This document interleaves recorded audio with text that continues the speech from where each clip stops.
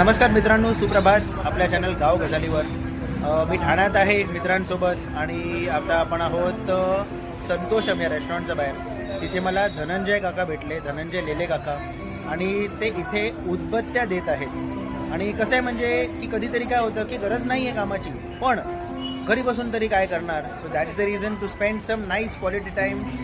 लोकांसोबत बोलण्यासाठी ते हे करतात. काका तुम्ही किती वर्ष इथे आहात? 2 years. 2 वर्ष तुम्हाला झाली. आणि तुमचं गाव कुठलं?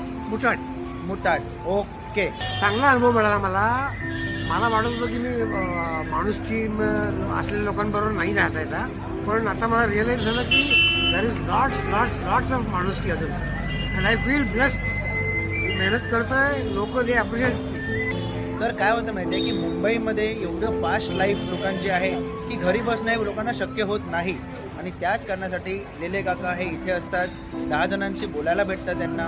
अँड देन आपण म्हणतो ना की एक मन मोकळं होऊन जातं त्यांचं. तर कधीही तुम्ही ठाण्यामध्ये संतोषम या रेस्टॉरंट चेनकडे आलात तर 3 दिवस केव्हा असता का तुम्ही? Friday, Saturday, Sunday. तर फ्रायडे, सॅटर्डे आणि संडे लेले काका इकडे असतात. आपल्या मुताट गावाचे आहेत, कोकणातले.